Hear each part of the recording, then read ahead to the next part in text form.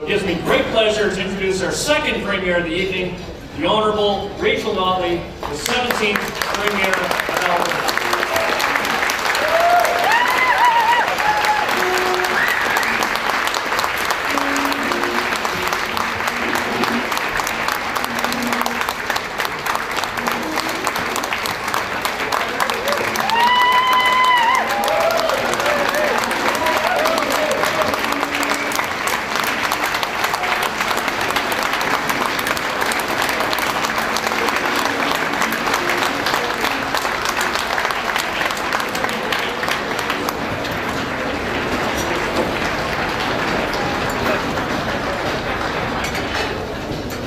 That's great. I can tell how long it takes for my remarks to get down to that end of the room now.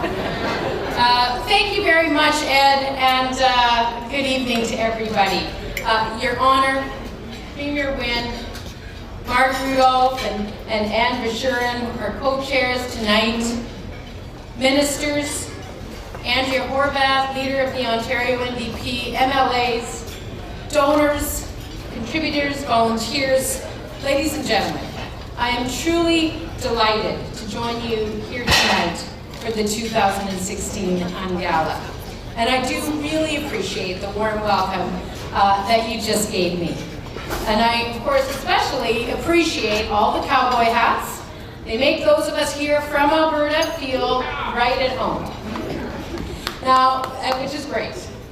The other thing that makes me feel right at home, though, is that, of course, immediately upon arriving, I was able to create a sisterhood with Premier Wynne of people who understand hat hair,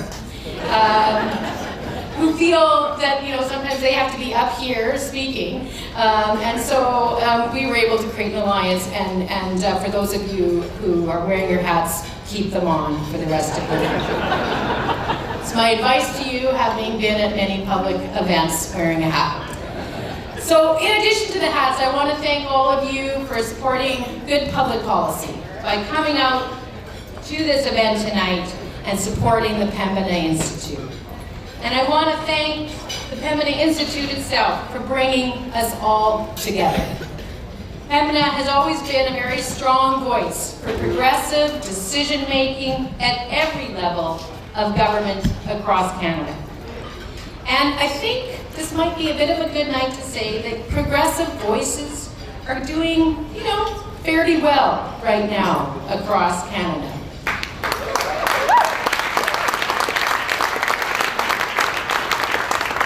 In many jurisdictions, Canadians have come through a long night of conservative, know nothing, do nothing, get nothing done records.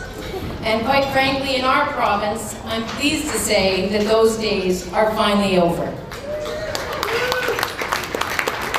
In Alberta, voters have turned the page on wrong priorities, failed policies, and bad choices. Instead, voters have chosen change. Voters have chosen progressive government with new people and new ideas and the commitment to put them into action. Government that is willing to listen to the kinds of ideas put forward by the kind of people who work at places like the Pembina Institute. With the help of many good people like you, my government is taking our province in a new and better direction. Like, for example, I'm sure you'll be surprised to hear me focus on this topic, the issue of climate change. We are finally acting on this issue in Alberta, and it makes me so proud as an Albertan to be able to say that.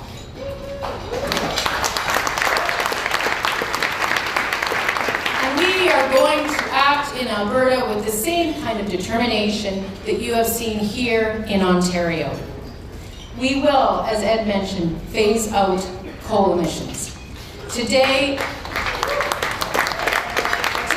Alberta burns more coal than the rest of the country put together. And we are currently dependent on this fuel for over 55% of our electricity supply. So it's a thing. But we are committed that we will phase out 100% of these emissions in the next 15 years and replace 2/3 of that power with renewable energy.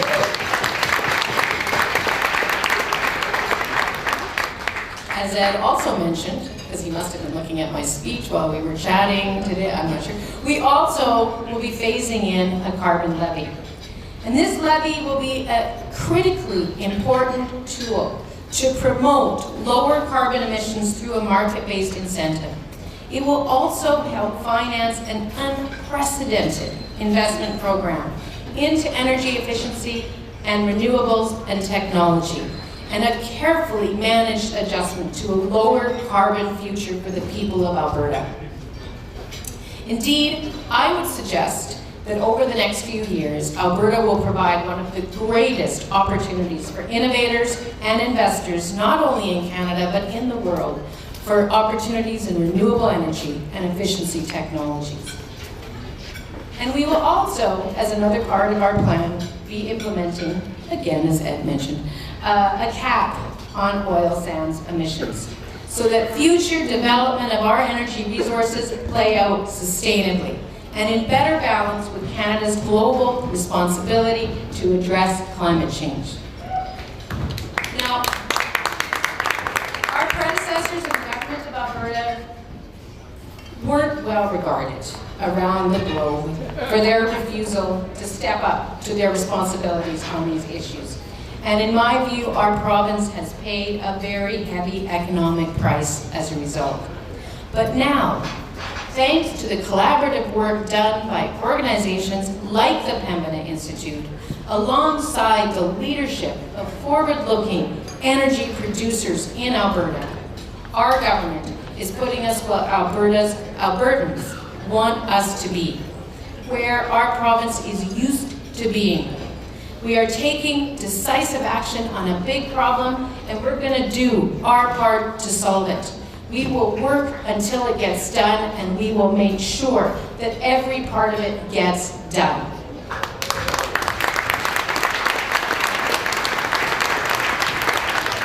We are doing as Ontario is doing, as Quebec and BC are doing, and as hopefully all of Canada will do, as we set aside the mistakes of the past and move forward with a more progressive and forward-looking national agenda on these issues.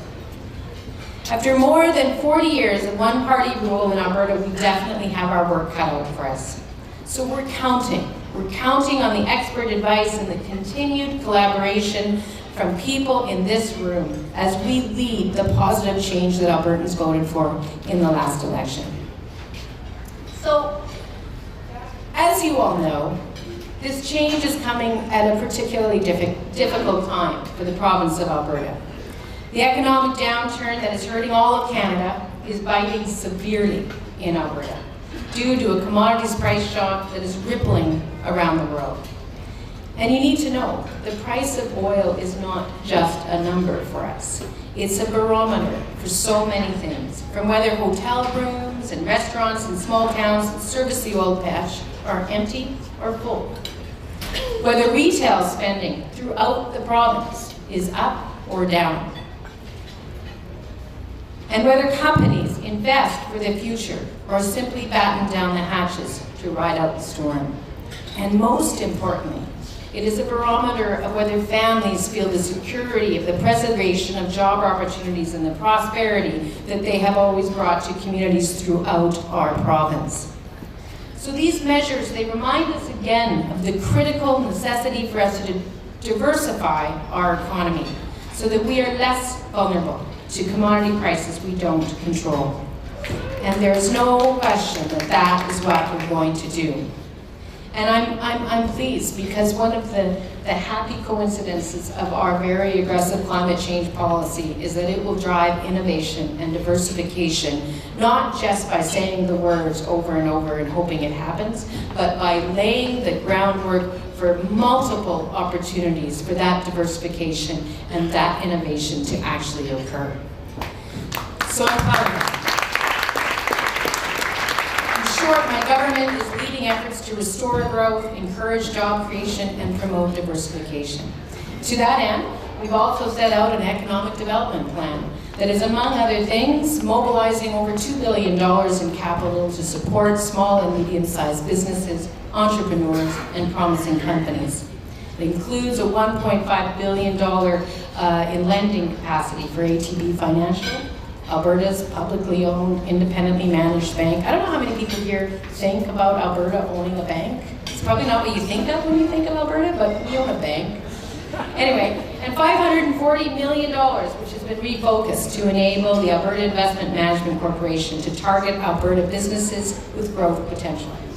So we're promoting new opportunities throughout our economy, not only through our climate change plan, not only through our economic development plan, but together. But diversification, as we all know, starts by building on our strengths. And energy remains Alberta's core strength. In our province, oil prices still make the difference between whether many people have good mortgage-paying jobs to care for their families or whether they don't. And whether government has the revenue needed for key public services like healthcare, like education, like income support, and our work transitioning to that lower carbon, lower emissions, energy efficient economy that I'm so keen on developing.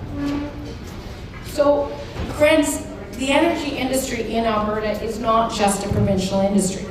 Energy is a national industry with workers, goods and services and investment that is marshaled all over the country. Alberta alone accounts for about 19% of Canada's GDP, and a significant share of the economic benefits generated by our economy spill over to the rest of Canada. More than 2,300 Canadian companies supply our energy industry, including over 1,100 here in Ontario, our country's largest manufacturer. In fact, as many of you probably know, I'm sure Premier Wynne does, exports from Ontario to Alberta increased by 120% from 1997 to 2012. So nationally, the energy sector employs more than 500,000 Canadians. But unfortunately, in the face of the current oil price shock, there have been about 100,000 direct and indirect layoffs over the last year, Canada-wide. Cuts to capital expenditure in Alberta mean that manufacturing and wholesale trade is taking a hit across the country. So friends, I'm also here to talk about the fact that in my view, all Canadians have an interest in supporting the development of a healthy, sustainable, export-oriented, and increasingly environmentally responsible energy sector. And this means showing environmental leadership. And it also means having the necessary infrastructure to get the best value we can from our energy resources in markets all around the world. Canadians recognize this, and so do our elected leaders. Last spring, provinces and territories signed on to the declaration in Quebec City put forward by Quebec Premier Rachel, setting out basic principles that we would pursue on the climate change issue, and Kathleen has already outlined the tremendous progress that's been made since that time. And last summer, Canada's premiers finalized the Canadian energy strategy in order to move forward together on both climate change and responsible energy development. These fundamental policies recognize that environmentally responsible and sustainable energy is one of our country's critical, important natural resources. Energy is one of the single most popular investment targets for international investors, many of whom run those investments through Toronto, as those investment dollars themselves grow the economy countrywide. But unfortunately, the almost unprecedented drop in international oil prices is eroding that popularity. Now we can combat that trend, and we can do so by presenting an integrated energy industry to the world, one that produces responsibly, and one which, and this is critical, includes a smart infrastructure that maximizes our markets and the prices we can earn as the owners of that resource. In short, we must be able to present to the world, an intelligent, progressive, and well-managed energy product. And that cannot and will not happen without access to tidewater in our country. So I know that's probably not entirely what you expected me to talk about, but it is a critically important part of where we go forward as a country. And I absolutely believe, as Kathleen said, the that they're not two separate issues. It's a matter of working on both of these issues together, thoughtfully, progressively, intelligently, in a way that meets both objectives. That is sometimes challenging, but that is what you do when you show leadership, and that's what I know Canadians want to see and are ready to see. So I'm very hopeful that the fact that most governments in Canada are now like-minded on many issues, it means that we're going to be able to work together effectively on the challenges facing our country. And we face, as I've said, some important economic challenges. So let's tackle those economic challenges. We all believe in universal public Medicare. Let's be good stewards of our system of Medicare. Most of us believe in reducing inequality and poverty. So let's work together to do exactly that. And finally, we know that, we all agree, that climate change is caused by human activity, poses a grave threat to our environment, and must be addressed seriously. So let's stop talking, let's make a plan. I guess we've done that. And now let's act.